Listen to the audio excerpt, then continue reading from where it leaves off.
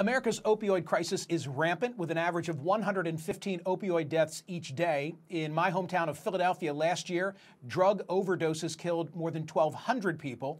The community living under the bridges in the Kensington neighborhood has been labeled the Walmart of heroin.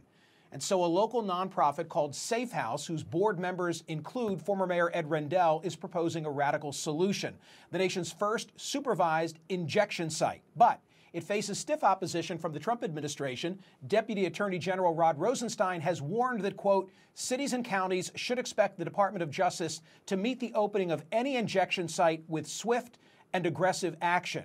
Will Philadelphia be a test case for the nation?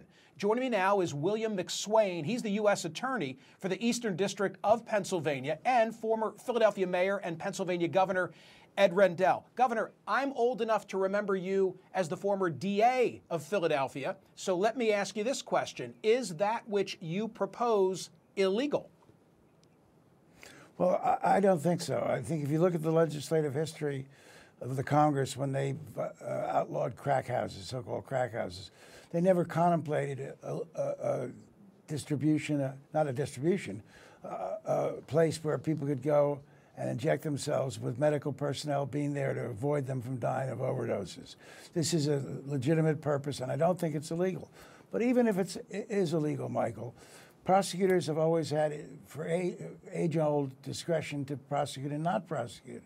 And Mr. McSwain, who I have a tremendous amount of respect for, says it's against the law. But so is possession of small amounts of marijuana, and that's a federal crime as well as a state crime. The city of Philadelphia hasn't enforced that for small amounts, possession of small amounts, hasn't enforced that for over a decade. And yet the federal authorities have never moved once to prosecute someone who possesses a small amount of marijuana, even though it's against the law. So they use their prosecutorial discretion. And Lord knows, this safe injection site is in operation in Europe, and experts say it will save 25 to 75 lives a year in Philadelphia. Isn't it worth it? What's the harm? U.S. Attorney McSwain, do you have that discretion to look the other way for the sake of saving lives? Well, good morning, Michael, and thank you for having me. The starting point, I think, for any discussion of this issue is that what is being proposed is illegal under federal law. And not just a little bit illegal, not just around the edges, not a close case where the prosecutorial discretion that the governor mentioned would come into play.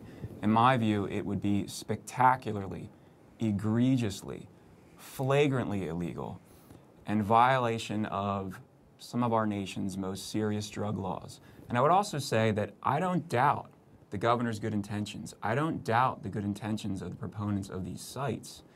But there is no good intentions exception to federal law. We don't say, for example, to the embezzler, it's okay for you to steal that money.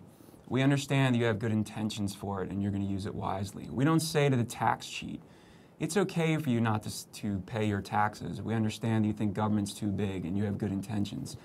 Federal law applies to everybody. And when I say everybody, I mean everybody, whether you're a mayor, whether you're a governor, or whether you're the average man on the street. But in all due deference, Michael, they do say to people who possess small amounts of marijuana, who are caught red-handed, couldn't be any clearer case. They do say, that's okay, we're not going to prosecute you. So they do use their discretion, and this is a case that cries out for discretion. We have 1,217 overdose deaths a year. 75% of them die in their own homes. Most of them are young kids.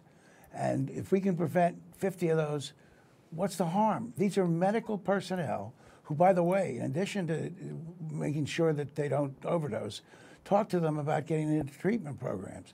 As you know, Michael, there's a successful program in Philadelphia for 26 years called Prevention Point that gives people clean needles so they can avoid contracting AIDS from a dirty needle. It's been in existence for 26 years. It saved a lot of lives.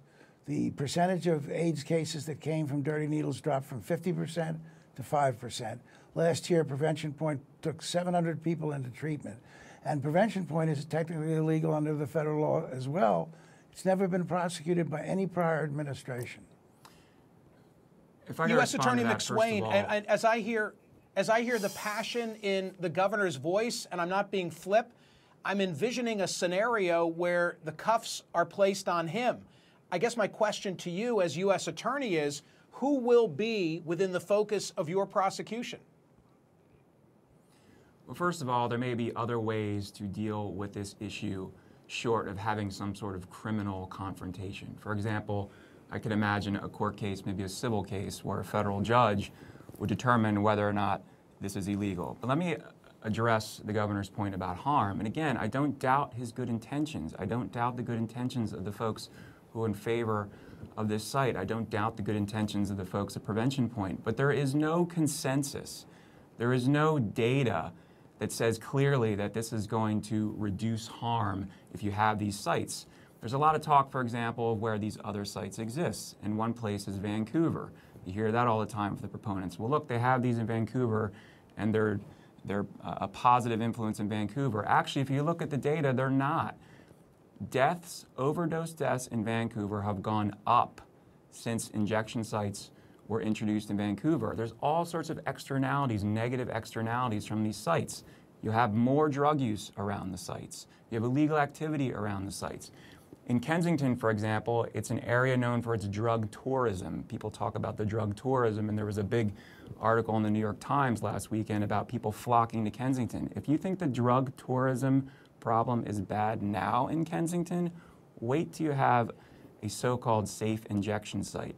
It's going to cause major problems in the neighborhood, and it's not going to reduce overdose deaths, or at least the data doesn't support the idea of reducing overdose deaths. But Michael, common sense. Governor, take the final word. Go ahead.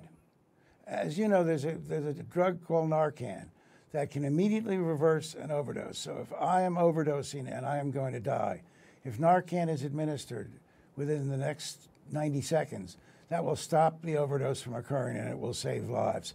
These are going to be trained nurses and doctors, 24 hours available, all volunteers, not doing it for a penny, all volunteers who care about saving lives. And it stands to reason. If people overdose and there are medical personnel around to give them Narcan, it's going to save lives. The only question is how many? 25, 50, 75, 100. What's the harm?